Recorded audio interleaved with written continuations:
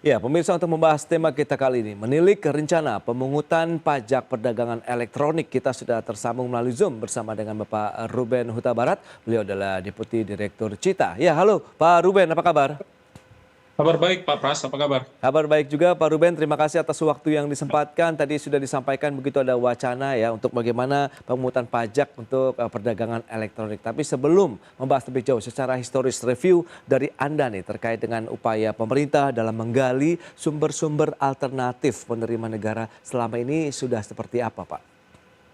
Iya, upaya pemerintah menggali sumber alternatif penerima negara, terutama sejak saya menyoroti sejak 5 tahun terakhir ya, Oke, kita melihat upaya pemerintah dilakukan dengan cara ekstensifikasi dan intensifikasi. Walaupun dalam 5 tahun belakangan ini upaya ekstensifikasi memang lebih gencar ya. Ekstensifikasi dalam hal ini adalah perluasan basis pemajakan, di mana pemerintah mulai melakukan pemungutan PPN atas transaksi yang dilakukan melalui sistem elektronik, walaupun subjek pajaknya berada di luar negeri, di mana penerimaan PPN atas PMSE ini setiap tahun mengalami peningkatan terus ya. Terakhir di 2024 dia mencapai sekitar 8,4 triliun, berarti kan itu sekitar udah sampai sekitar 0,5% dari target pajak sendiri setiap tahunnya. Kemudian juga adanya perluasan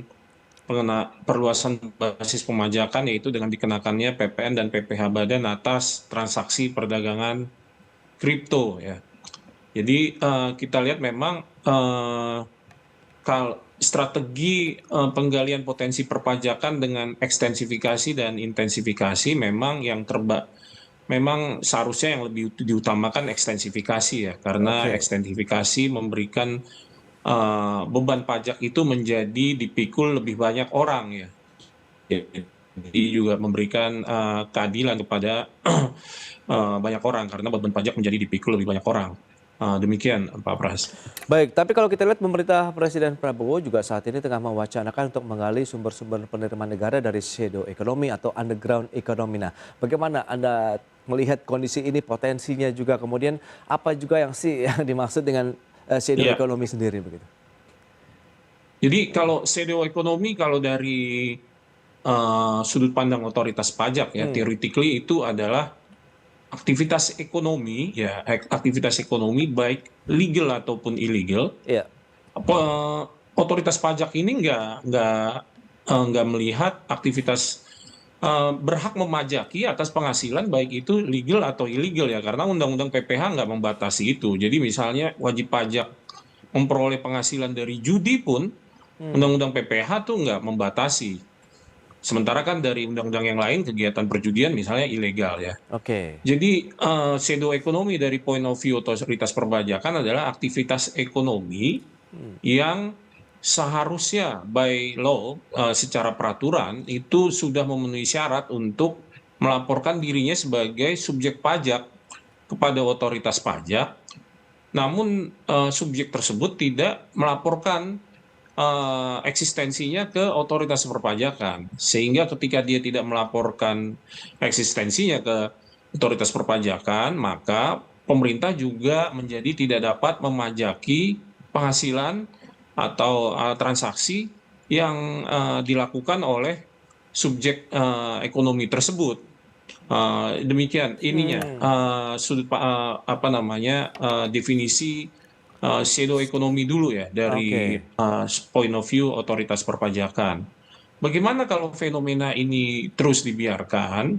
Tentu saja akan mengakibatkan wajib pajak lain yang sudah subjek lain, entitas lain yang sudah mendaftarkan dirinya ke dalam sistem otoritas perpajakan akan tergerus kepercayaannya kepada otoritas perpajakan ya, karena melihat bahwa di sekelilingnya juga masih terdapat eh, subjek atau entitas yang tidak melaporkan aktivitas ekonominya ke otoritas perpajakan.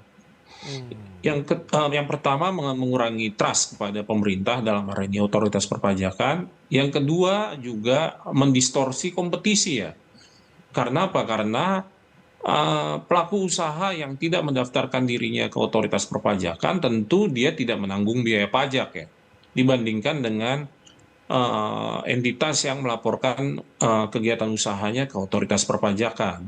Sehingga tentu saja yang tidak melaporkan ini biayanya menjadi rendah ya, menjadi Oke. rendah sehingga akan mendistorsi kompetisi di antara kedua pelaku usaha ini. Yang satu tidak lebih efisien, biayanya lebih rendah, tapi semata-mata karena menghindari biaya pajak. Yang satu harus menanggung biaya pajak. Sehingga dengan demikian tentu akan encourage orang yang sebelumnya sudah mendaftarkan diri sebagai wajib pajak, dia akan menggoda orang untuk keluar dari sistem Oke. perpajakan itu sendiri. Iya, Demikian iya. Iya, kira-kira iya.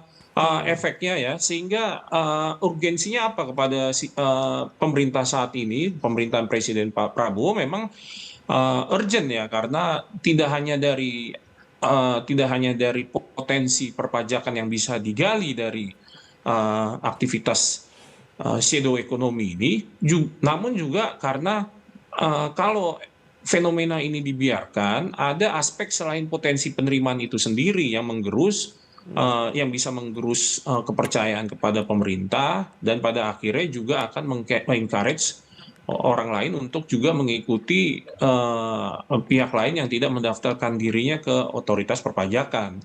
Oke. Sehingga ini kami pandang sebagai suatu hal yang urgent untuk ditangani ya. Nah, Pak Ruben, lantas bagaimana dengan platform perdagangan elektronik begitu e-commerce yang apakah ini bisa menjadi salah satu kegiatan yang akhirnya bisa dimanfaatkan juga sebagai sumber penerimaan negara alternatif begitu? Hmm. Jadi kalau apakah ini bisa dijadikan sebagai sumber penerimaan alternatif, tentu bisa ya. Hmm. Terutama sebetulnya kan dasar hukum yang memayungi untuk eh, pemerintah bisa eh, memajaki transaksi yang terjadi di platform perdagangan elektronik kan Oke. sebenarnya sudah tersedia ya di undang-undang. Cuma memang untuk peraturan pelaksanaannya pemerintah perlu menerbitkan peraturan lain ya. Misalnya kalau pemerintah berencana untuk menerapkan pengenaan PPh pasal 22 atas transaksi yang melalui platform e-commerce, Ya. pemerintah harus menerbitkan peraturan khusus untuk mengatur mengenai bagaimana, siapa, dan berapa tarif yang harus dikenakan atas transaksi yang terjadi di platform perdagangan ekonomi ini.